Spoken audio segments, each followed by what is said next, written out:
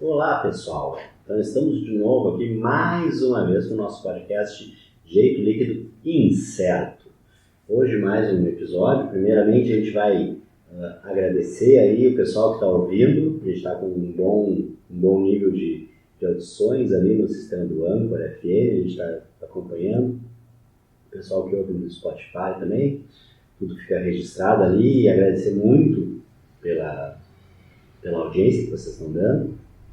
E tá também o nosso perfil no Twitter ali, a gente vai postar cada gravação, cada novo episódio a gente posta lá. Se quiser ficar sabendo, acompanha lá, segue lá, @DLI Podcast no Twitter. Faz os comentários também, manda um feedback, é interessante, é sempre bom a gente saber o que o pessoal está ouvindo, até para a gente poder melhorar, fazer um programa com mais qualidade. Então, estamos hoje aqui, mais uma vez, eu, Sandro Moraes, Sérgio Gilé. Olá. Alisson Capelari. Olá a todos. E hoje, o convidado de hoje é o Sérgio. Hoje não temos convidados extras, né? Quem está aqui, quem vai falar hoje bastante aqui com a gente é o Sérgio, para tratar do nosso assunto, o assunto de pesquisa dele, que é justamente a questão do processo judicial e tecnologia. E aí, então, Serginho, o que tu pode falar em relação à tecnologia no processo? Fala um pouco para nós como é que está a questão de aplicação tecnológica, o que tem no processo, a nossa evolução, aí um pouco do que foi feito e o que está, como é a situação atual dos nossos processos em relação à questão de tecnologias. Bem, boa noite, pessoal. Agora sim, cumprimentando mais propriamente, já que eu sou, não vou dizer estrela, né, mas estou com um pouquinho mais de destaque nesse episódio. Bem, como o Sandro já falou, né, a ideia de hoje é a gente ter uma conversa sobre o processo de tecnologia, sobre a virtualização da prestação jurisdicional. O que a gente tem atualmente? Né? Basicamente, que é uma consolidação da prestação jurisdicional virtualizada. Só para se ter uma ideia geral, segundo dados do relatório Justiça em Números de 2018, que tem por ano base 2017 do Conselho Nacional de Justiça, praticamente 80% dos processos novos instaurados no Poder Judiciário se iniciaram na forma eletrônica. Ou seja, 8 a cada 10 processos. Isso já é muita coisa. Claro, ainda temos algumas justiças que não estão tão virtualizadas ou que ainda estão engatinhando. Um exemplo disso é o nosso TJ, aqui do Rio Grande do Sul. E olha como eu já estou falando nosso, né? Já estamos no sentido gaúcho. O sotaque não entrega, certo? Devo fazer uma parte, porque o TJ do Rio Grande do Sul tinha um caso muito peculiar. Eu não posso falar de processo eletrônico sem referir o sistema de processo eletrônico que o TJ ainda está em atuação, mas agora ele está sendo substituído pelo EPROC. Mas era um sistema impressionante. Acho que talvez seja o único caso no mundo de um processo eletrônico que funcionava offline. Funciona aí, né? Tu fazia a petição lá, aí 5 minutos depois olhava, não tinha atualizado ainda no processo da petição feita online. Né? Tipo, como? Como pode isso? Deus, a demora de... Ele não era, o sistema tinha que atualizar. Ele não fazia diretamente. Não sei, não entendo como isso, mas tudo bem. Bem, dá para fazer um programa só disso. Enfim, né, o que eu vou te dizer? No mundo ideal, o processo eletrônico é uma maravilha. No mundo dos fatos, o problema às vezes está no código desses programas que são utilizados. Mas assim, só para a gente ter um panorama, né, de como é que tem sido essa virtualização da prestação jurisdicional. Lá em 1991, na lei do inquilinato, já havia previsão de utilização de telex ou facsímile, enfim, para a comunicação dos atos processuais em ações locatárias. Depois disso ainda veio a lei do fax, propriamente, que aí abarcou, ou melhor, passou a abranger todos os processos, e depois veio a lei da penhora online, né, permitindo... Deixa eu te interromper, que interessante a lei do fax. É uma coisa que não é nem tão antiga assim, não é completamente... Sim, e é de 99, pois é. Como foi rápido a obsolescência, né? E para assim. quem opera diariamente no processo, sabe que um aparelhinho de fax tem seu valor, né? Tem que ter um aparelhinho de fax que ajuda. Olha, eu vou confessar, eu nem sei nem como funciona o fax. A minha impressora, em tese, funciona como fax também. Nunca usei dessa forma. Nós vamos fazer um episódio só sobre tecnologias vintage do processo civil. Vamos fazer. Tá certo. Bem, depois veio a lei da penhora online, permitindo que um sistema online passasse a ser utilizado para fazer as penhoras. Agora, a culminação de todos esses avanços legislativos foi na Lei 11.419 de 2006, que passou a regular a informatização do processo jurisdicional. O bacana é que essa lei ela veio depois de algumas experiências de informatização do Poder Judiciário. E a mais preeminente foi justamente a primeira, desde 2003, nos Juizados Especiais Federais aqui do TRF4. Ou seja, o EPROC, a versão 1 do EPROC. Versão 1 do EPROC. Trabalhei nela. Entrega a idade. Estou entregando a idade. Eu trabalhava com ela. E eu aqui novinho, né? No meio de dois dinossauros aí do direito. Bem, o que a gente tem hoje exatamente assim, de regulação? A gente tem muito resoluções do CNJ, como a número 185 de 2013, que ela fomentou a criação do PJE, que é muito utilizado na justiça trabalhista. E temos também o Código de Processo Civil de 2015, que dedica vários dispositivos à utilização das TICs. Como a regulação dos atos processuais em si, na forma eletrônica, também a prova eletrônica, também estipula a publicidade das decisões em RDR, enfim. Agora, um ponto crucial no CPC de 2015 foi justamente colocar a CNJ como o agente centralizador para a informatização do Poder Judiciário. Tanto que o PJE ele tem sido exportado para vários tribunais, ainda que o EPROC ainda exista, né? O que houve, na verdade, foi uma jogada, enfim, para que o TRF4 e outros tribunais regionais federais também continuassem a utilizar o EPROC e não tivessem que se adaptar ao PJE. Agora, um ponto assim, né, que causa estranheza com relação à virtualização é a pluralidade de sistemas que nós temos hoje. Dados assim não muito recentes apontavam para 54 sistemas diferentes em vários tribunais. O sistema do Tribunal de Justiça do Estado do Amapá, por exemplo, se chama Tucujuris. Visualmente ele é lindo. Quando vocês tiverem a chance, vou visitar algum tribunal de justiça no site, vão lá no TJ Amapá e vejam lá, é bonito. Agora, quem advoga lá já me falou que é uma... mais ordinário. E bem, agora, qual é a vantagem, afinal, de a gente falar de virtualização da procedura judicial? Por que a gente estuda? Por que o sistema não fica quieto? São esses os questionamentos que surgem agora, né? Além disso, o que a gente tem aí de avanços que traria então a virtualização, ou pelo menos teria a potencialidade de trazer, apesar de alguns casos como o sistema offline do TJRS, né? Maior celeridade dos atos processuais em razão da instantaneidade da comunicação. Subiu a sua peça ou a sua manifestação, enfim, por processos, seja juiz, seja as partes, enfim. Isso aí até o que a gente comentou um pouquinho antes de gravar, isso. A coisa que eu mais gosto do EPROC lá é peticionar a ciência com renúncia ao prazo. E aí tu faz ali, tá ali o prazo aberto, tu clica ali, tu já mata todo o resto do prazo, todo o tempo. Se pensa num processo físico aí, mesmo que tu faça uma petição, vai ter que ser juntada para alguém olhar, ler e saber o que é. Não, ali tu já clicou, já acabou, encerrou o prazo, tu já ganhou uns 15 dias na brincadeira, no mínimo. Isso que a gente fala lá no setor de trabalho, isso é CRP, né? CRP, ciência com renúncia ao prazo. Sim. Qualquer coisa, CRP. E eu sigo. Pois é, isso significava o quê? No processo analógico, uma etapa morta, né?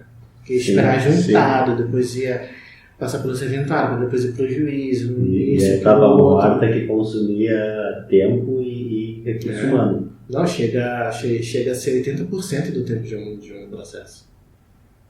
Então imagina, tirar esses 80% de um processo que dura 5 anos, tira 80%, dura 1 ano. Olha, né? E ainda assim eles estão demorando. E ainda assim. Bem, outra vantagem seria a maior publicidade dos atos processuais, né? E agora, com a lei número 13.793 de 2019, possibilita que qualquer advogado veja qualquer processo eletrônico. A única coisa é que fica registrada a OAB de quem acessou e quem viu. Mas eu acho que a questão é segurança, na verdade, né? A questão Sabe que no primeiro EPROC, na versão 1, o pessoal reclamava que tinha muito advogado que copiava a petição dos colegas. Então acessava o processo, tinha acesso a todos os documentos, ainda era os documentos em formato Word, não precisava nem fazer muito trabalho, cara. Só baixava e editava 2, 3 coisinhas e tinha uma petição inicial nova. E aí eles, na versão 2, começaram a limitar esse acesso. Mas atualmente tem uma opção de tu marcar para ter acesso à íntegra do processo, só que fica registrado a tua OAB lá, o teu login, como pessoa que acessou o processo que não é cadastrado. Sim. E tu já me disseste, Sandro, que às vezes tem advogados que te ligam, né, para saber por que tu acessou o processo deles, não? Olha, até agora eu não tive. Foi outra pessoa que te falou isso. Outra pessoa que me falou isso. Eu não tive nenhum caso. Até porque vários dos colegas que eu conheço, poucos sabem que tem essa funcionalidade. E até mesmo quem não está muito habituado, não vê nem que tem a possibilidade de um terceiro acessar o documento. Que coisa, né? Bem, agora, outra vantagem. Só para terminar isso, no processo físico, tu te apresentava no balcão da vara, pegava o processo em mãos, tu podia folhear, podia pegar e tirar xerox. Então é a mesma coisa. A questão do registro é pela segurança mesmo. Bem, agora uma coisa muito bacana do processo eletrônico é a possibilidade de haver muito mais mídias como meio de prova. Você juntar ali no processo eletrônico que já está disponível na própria plataforma, nos próprios autos eletrônicos, uma imagem, uma gravação, um vídeo e até mesmo a possibilidade de gravar as audiências, sejam elas por Skype, sejam presenciais. Pois é, sejam por Skype, enfim, ou qualquer outro sistema de videoconferência, seja as presenciais, e gravar e colocar nos autos, de que talvez não só o juiz do primeiro grau, mas o juiz do segundo grau também tem acesso, né? E aí entra as questões de teoria da causa madura, para ver se aquele processo, apesar da prova já produzida, né, se teria necessidade de produzir mais, ou se já estaria também ali já maduro para julgamento. Por quê? Porque no segundo grau teria acesso às audiências, teria acesso às provas e meio. Tem uma questão também que era... No começo, imagina que as audiências inicialmente eram datilografadas. Sim. E os depoimentos reduzidos a termo. Uhum. Então o juiz questionava a testemunha falava 5 minutos e o juiz disse que fez tal e tal coisa, ponto. E se perdia muita coisa. Sim. Então esse acesso, e aí tu imagina, num tribunal, e isso eu até utilizei numa oportunidade, num recurso em que eu transcrevi boa parte dos depoimentos das testemunhas, indicando o tempo de gravação. A testemunha tal, há 3 minutos e 58 segundos ela falou, abre aspas, e citei, as partes que interessavam para mim a prova, né? Sim. E era uma coisa que ficaria mais complicado, porque muitas coisas teriam se perdido nessa redução a termo. Então dá mais fidelidade também até a prova constituída. Até a própria reação corporal da testemunha, depoimento pessoal, tu pode ver no vídeo depois, o julgador pode ter impressão. Sim. Certo. Uma coisa que era impossível antes. Mas ainda assim a gente tem que ter uma noção também de que, por vezes, quem está prestando testemunho, né, pode estar muito nervoso por estar na prisão de juiz, então, enfim, né, eu tenho minhas ressalvas quanto a isso. Mas, assim, o que eu acho mais interessante nisso é justamente poder revisitar as provas com muito mais vigor, como se você tivesse uma simulação já do simulacro, né? O próprio processo já é um simulacro, então você tem uma ressimulação, digamos assim, do simulacro.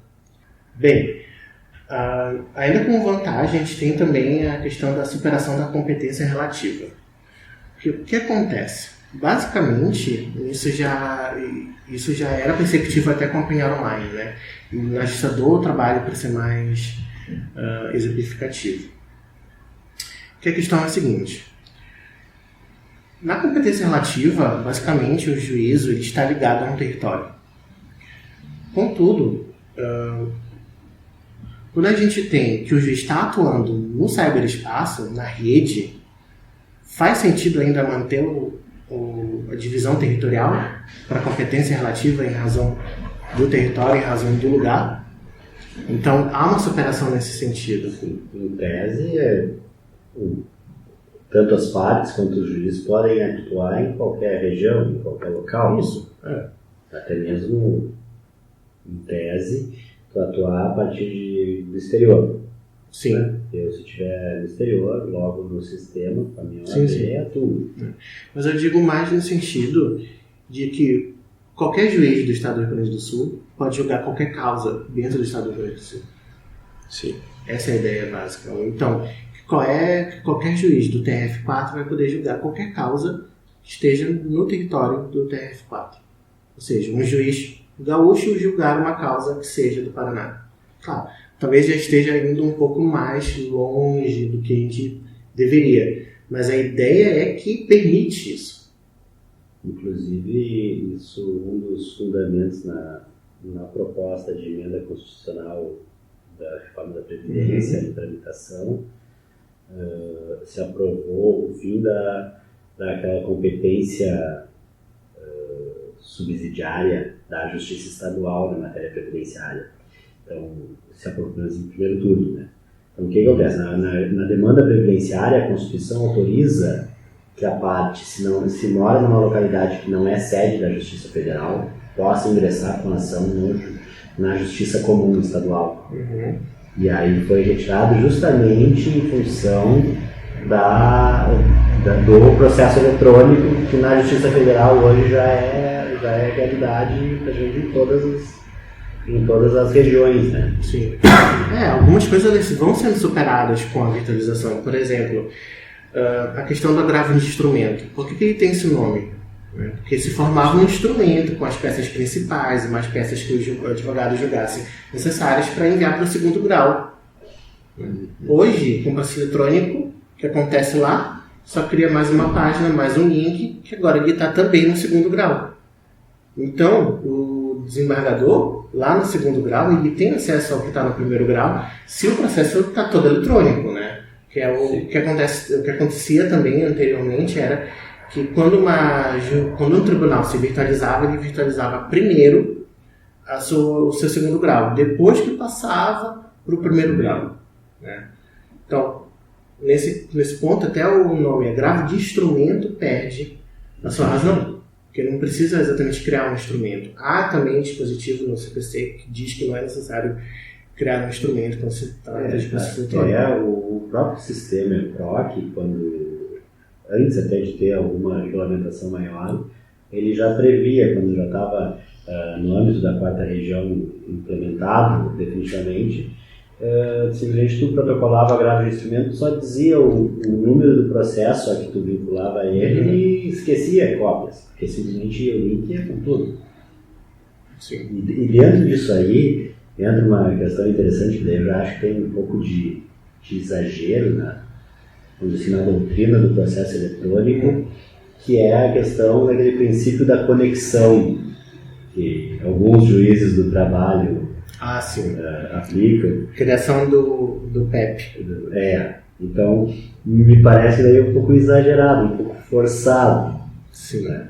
Para quem está por fora do que a gente está falando, segundo esse princípio da conexão, pelos autos estarem num ambiente virtual, qualquer prova, qualquer documento acessível a partir de um hiperlink, ou seja, qualquer coisa que estiver na rede, na internet, é passível de ser utilizada pelo juiz para julgar a causa no processo. Então, aí validaria acesso a Facebook, Instagram das partes. Mas assim, se a gente for pensar nos poderes instrutórios do juiz, tem sua serventia esse princípio. Mas também ainda teria dificuldade em relação à defesa e contraditório. O juiz não pode jogar isso dentro, né? Eu imagino um caso, de repente, que a pessoa alegue que tinha uma determinada distância entre um ponto e outro, o juiz pode consultar o Google Maps e ver a distância entre os pontos. Mas acho que teria que abrir prazo para as partes para que manifestasse. Isso eu concordo plenamente. Impugnasse o Google Maps. O caso para impugnar o Google Maps. Não, mas imagina que a pessoa diz que faz um determinado trajeto, mas vai dizer, olha, aquele trajeto é mais curto, porém não é seguro. Então tem esses detalhes. Mas também tem que ver como é que se acessa, porque Google, tudo no Google agora está via machine learning, redes neurais e tudo, então talvez o resultado que dê para o juiz não dê para a parte. Pois é. Tem isso também.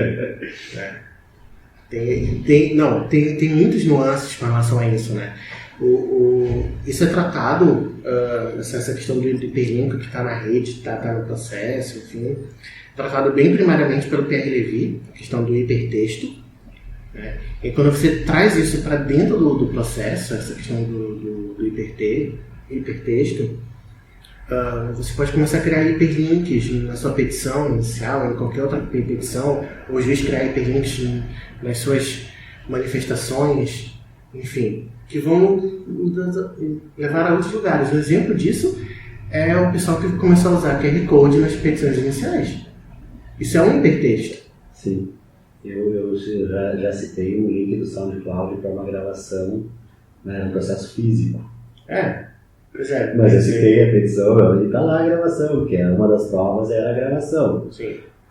Se o juiz quiser, junto um CD, não sei nem como vou gravar o CD, né, um pendrive, um CD para gravar, para botar essa gravação. Grava uma fita cassete. Vai ser por aí. Mais um tópico para o nosso episódio de tecnologias vintage do processo. Mas essa questão do QR Code, por exemplo, que leva a um vídeo no YouTube, como aconteceu, né? Quem garante que aquele vídeo no YouTube não pode a qualquer momento ser derrubado? Porque de alguma modo alguém foi lá, denunciou o vídeo, o YouTube retirou do ar porque achou inapropriado para suas políticas de convivência ali na rede. E aí, como é que fica? Né?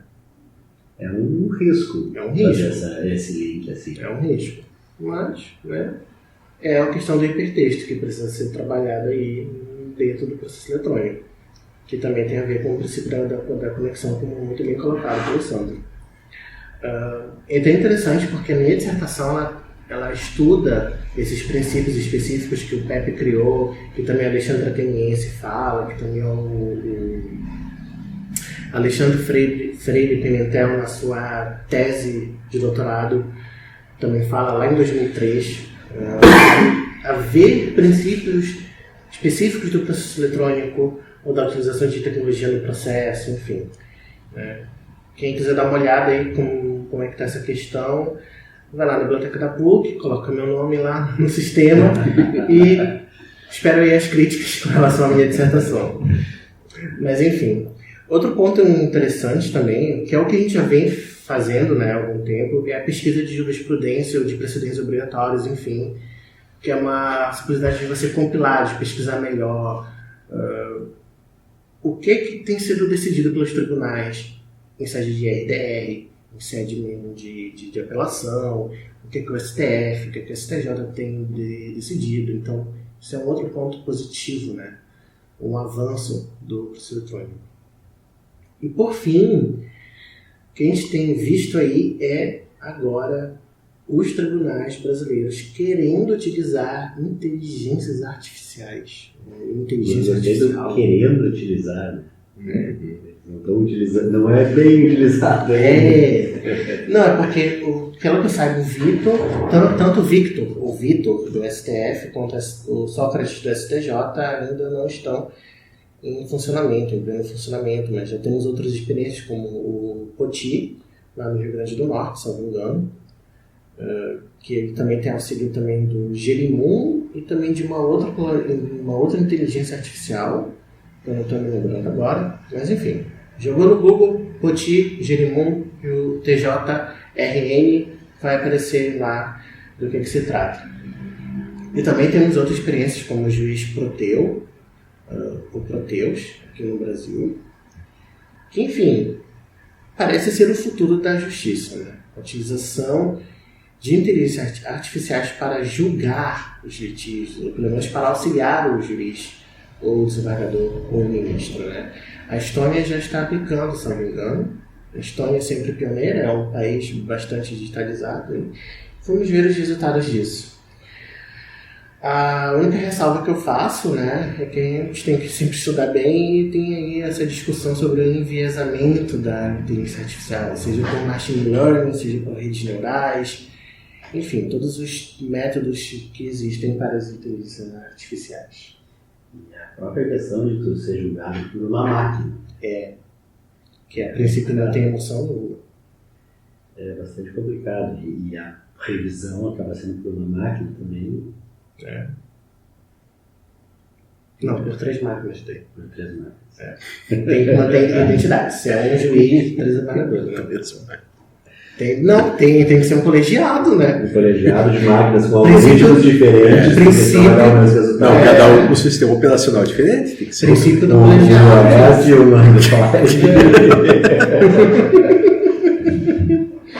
O juiz do Linux vai ser o Marco Aurélio.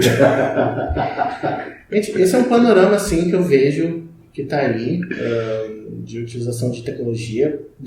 Acho que deixei algumas coisas de lado, enfim, mas estamos aí abertos à discussão para os meus colegas. Só para complementar, eu joguei no Google aqui, Poti, Jerimum, e o outro é a Clara. Clara. Sabia que era um nome comum, assim. Sim, ajudado a reduzir o estoque de ações judiciais do Rio Grande do Norte. É matéria do Radar Econômico, Valor Econômico, agora em março de 2018. Nada como ter o Google e uma inteligência artificial para nos ajudar aqui a lembrar detalhes. Mas enfim. Mas falando dessas questões de tecnologia, o processo está muito bonito, o processo eletrônico, né? Sim, uma maravilha. Em teoria.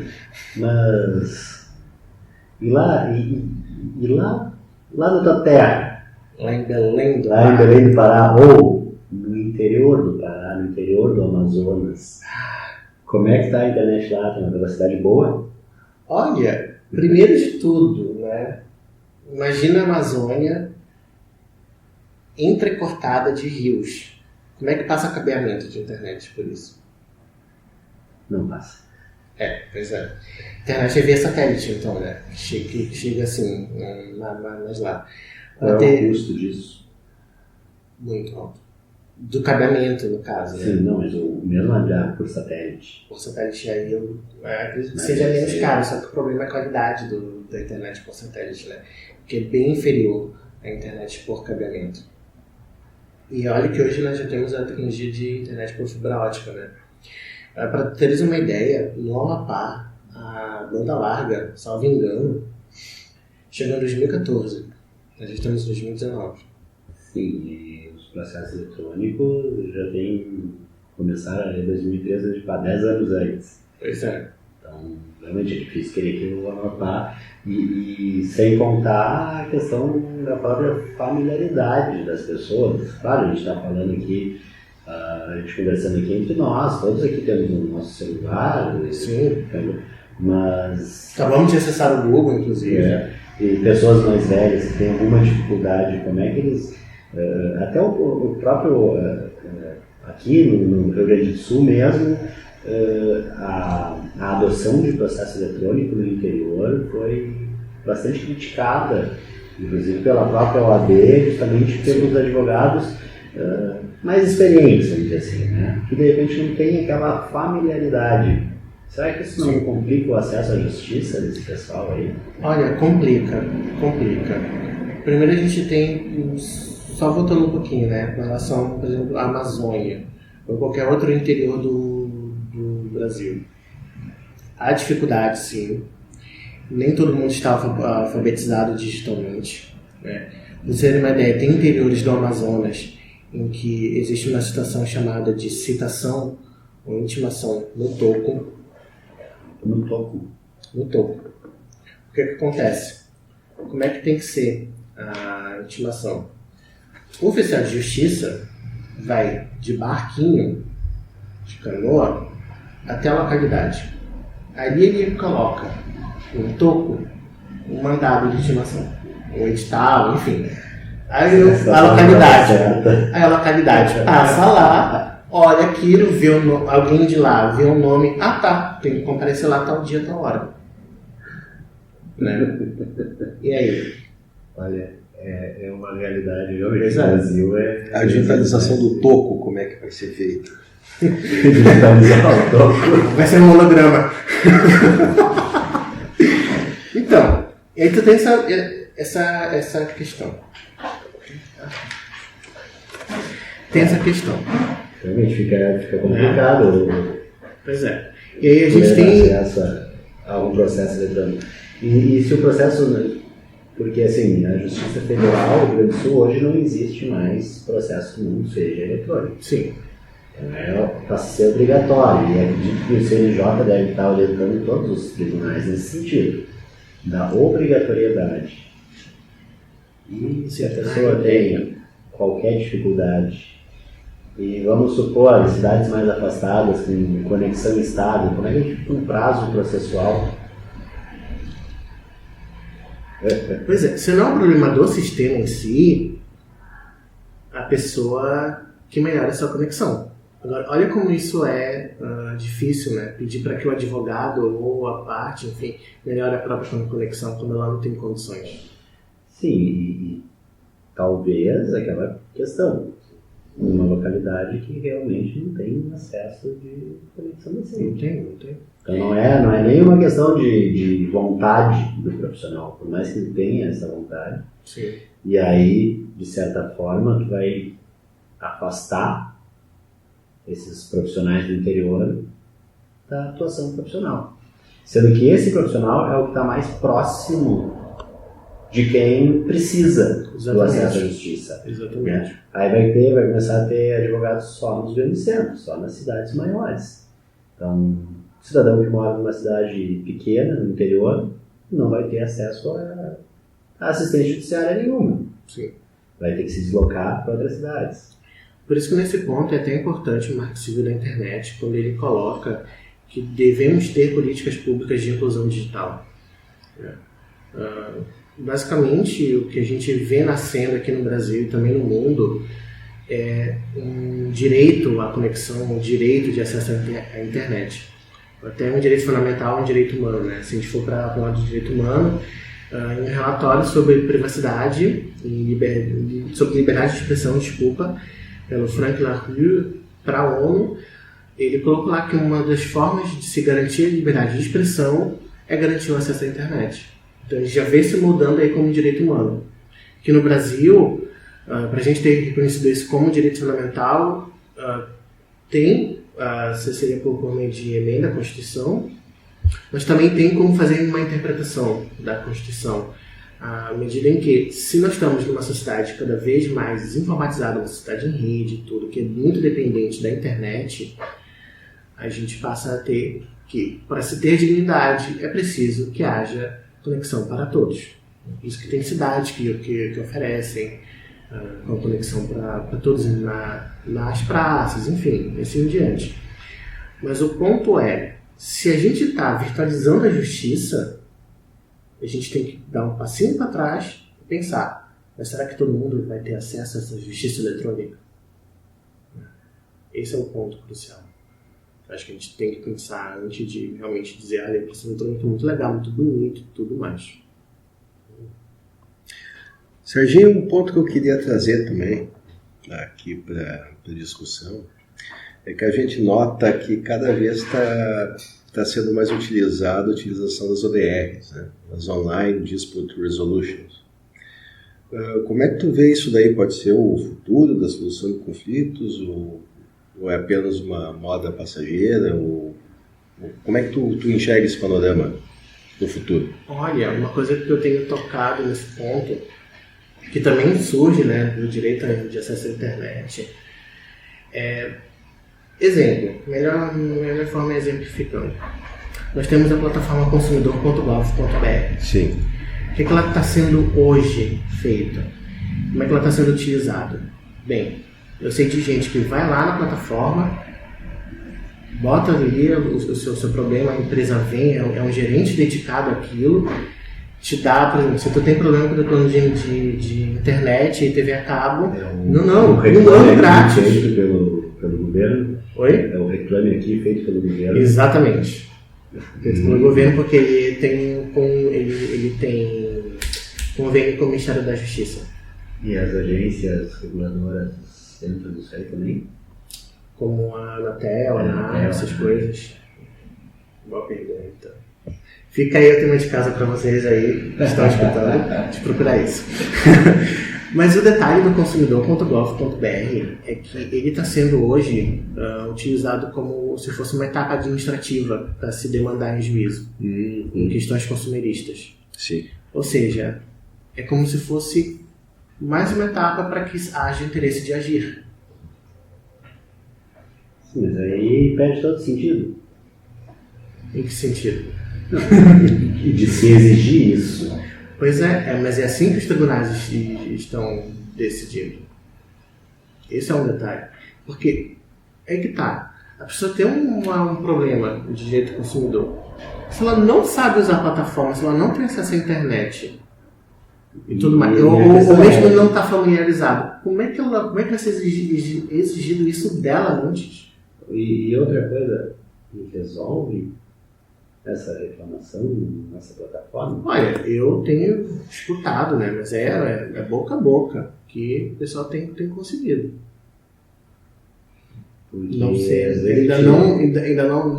Na área dos bancos tem. Na área dos bancos tem uma efetividade bem razoável, bem satisfatória.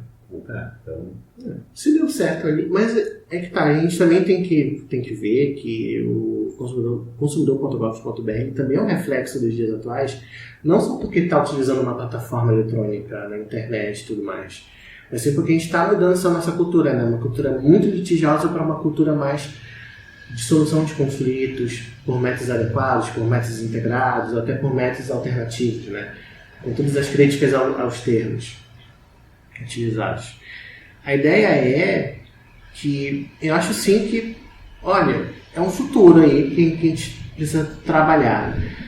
Outros exemplos, Mercado Livre com o seu Mercado Pago, que hoje tornou o próprio Mercado Livre uma plataforma muito mais segura com relação a isso. Você abre uma disputa ali, e vai haver das etapas, pode chegar a um acordo, pode não chegar a um acordo, mas existe ali uma plataforma para solução de conflito que surge entre quem está vendendo e quem está comprando o produto. Mas, Sérgio, tem mais um detalhezinho, uma coisa que até me chamou a atenção esses dias, uma notícia que eu vi aí de um levantamento do TCU, dizendo que o processo eletrônico está sendo mais custoso que o processo físico. Pois é, quando eu vi essa notícia eu também fiquei embasbacado, porque eu não esperava que fosse dar esse resultado. E também fala em aumento de tempo de tramitação. Agora, se a gente há pouco estava falando daquelas etapas mortas do processo, se a gente ganha tempo ali, onde é que fica esse tempo? Porque em algum momento ele está sendo perdido de novo. Sim. Pois é, eu não sei exatamente como é que está sendo, porque é uma notícia bem recente, teria que ver como é que está essa decisão do TCU com relação a isso, mas tem algumas coisas assim que a gente já pode lançar agora de questionamentos com relação a isso. Primeiro, está aumentando o tempo de tramitação, mas que tempo é esse? É tempo burocrático ou é tempo intelectual? Porque a ideia do processo eletrônico, pelo menos no mundo ideal, enfim, é que ele acabaria com o tempo burocrático, ou diminuiria bastante esse tempo. Tanto que, né, a ideia é que haja a morte das etapas mortas, digamos assim.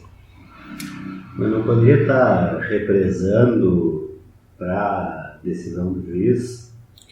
Pois é, esse aí... Ficavam esperando em cartório e deixavam para mandar a conclusão para o juiz lá, quando o juiz estivesse mais folgado, e agora vai já concluso para o juiz e o juiz não dá conta de julgar o volume de processo. Isso. Agora a gente chega no tempo intelectual.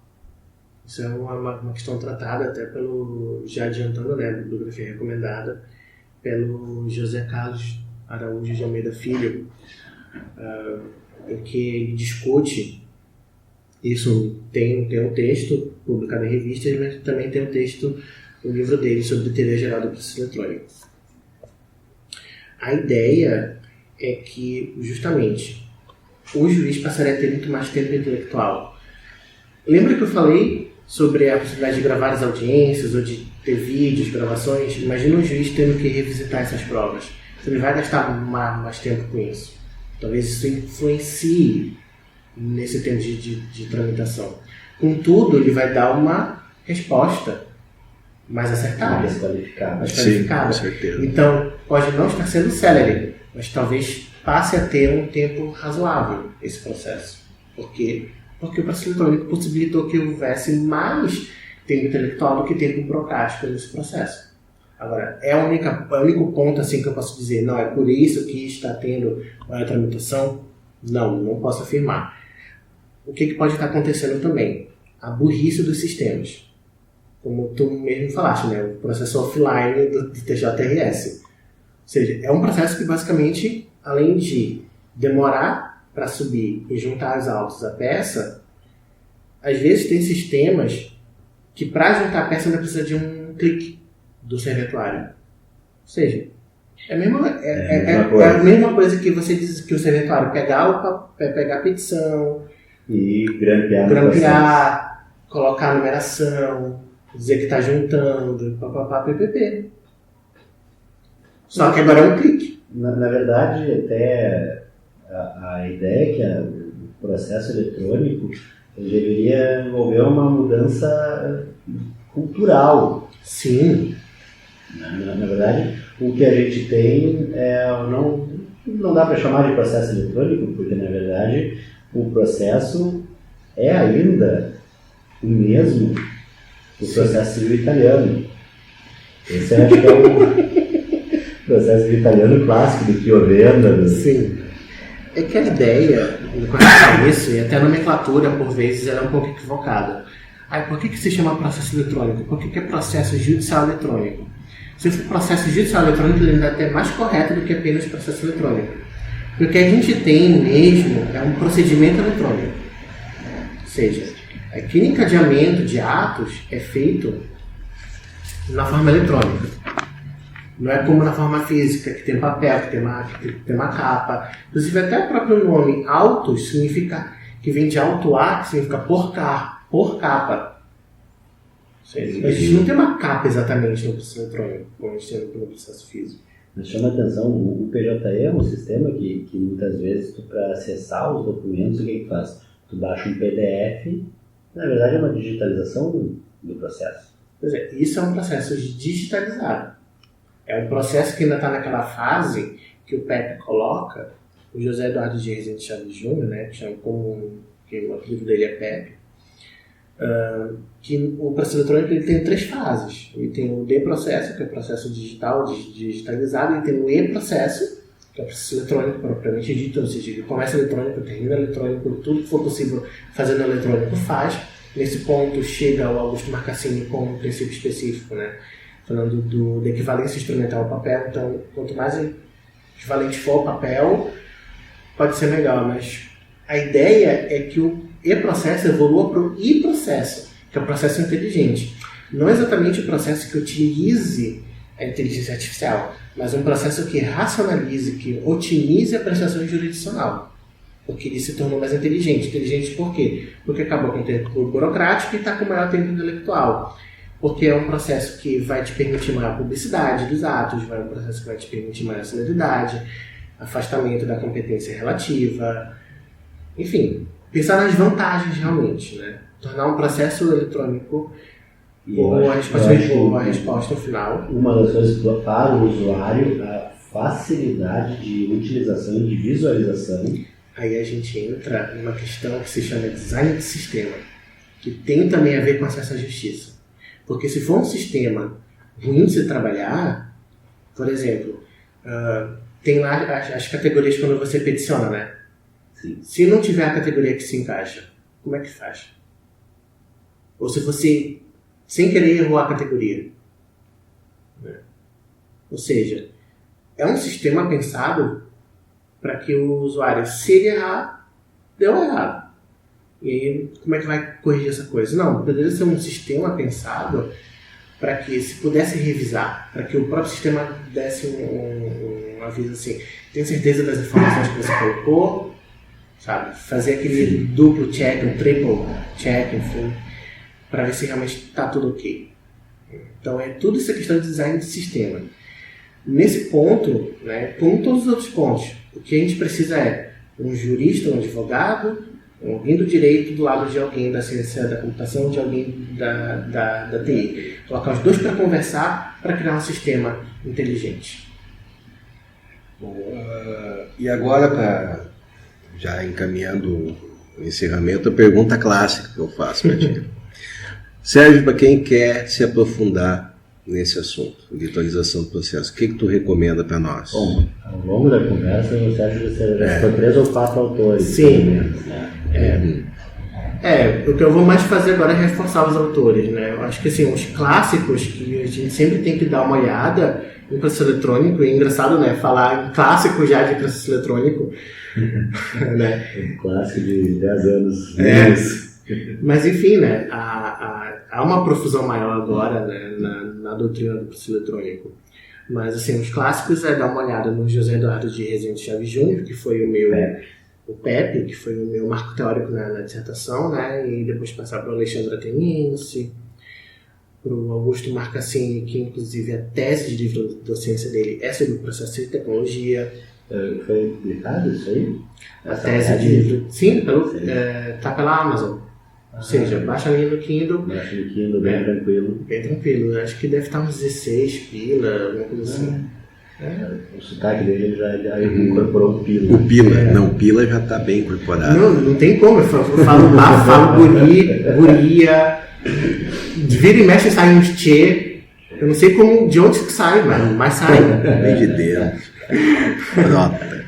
Eu só ainda não estou falando gratuito, vou ir e mande. Isso eu me recuso.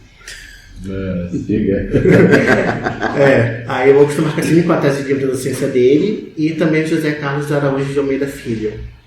Inclusive, fiquei abalado ainda há pouco porque eu fui procurar, né, para ver se eu estava escrevendo o nome dele certo e descobri que ele faleceu em 2017. Pois é. Virtualizou. E assim, tem 2 dissertações muito bacanas pela Federal do Paraná, que é do Elton Baioco e também da Ariane Langner, que estão pela Juruá. Vale a pena dar uma olhada nessas 2 dissertações. E, enfim, né, a minha não está publicada, mas está ali na biblioteca, para quem quiser ver. E mais uma coisa, uma tese, que é do Paulo Pegoraro Júnior, que trata também essas questões que eu falei, como competência territorial, hipertexto, enfim, a evolução disruptiva do processo eletrônico.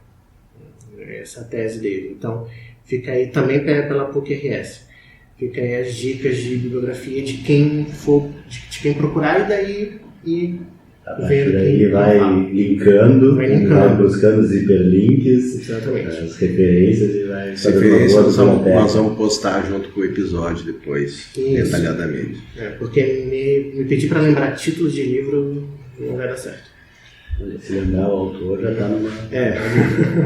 Então, muito obrigado, Sérgio. Eu que agradeço. Boa conversa aqui.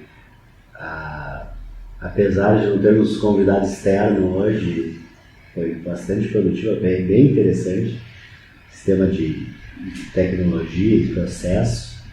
Hoje aí, cada vez mais a gente vê pesquisa na área, né? Com o processo eletrônico. A quantidade de teses e dissertações que o Sérgio citou aí, só nas referências, já demonstra bastante isso. Então, nós vamos nos despedindo aqui, lembrando mais uma vez, dar uma olhada no @DLI Podcast, está no Twitter, nossa rede social, por enquanto única, acho que vamos manter assim, não sei, mas o Twitter é nosso canal principal de informação. Vamos postar a nossa tão logo editada este episódio. Agradecer mais uma vez a audiência, fazer uma ressalvinha aqui. Eu vou pedir desculpas da gravação do último episódio, do episódio 3, que por dificuldades técnicas o som ficou um pouquinho complicado. A gente pede desculpa, a gente sabe que o som não estava o ideal. Espero que hoje esteja um pouco melhor aqui. Mas o conteúdo valeu a pena. O conteúdo valeu a pena, com certeza. Valeu mesmo. Então, muito obrigado, pessoal. Tchau, até a próxima. Tchau. Tchau.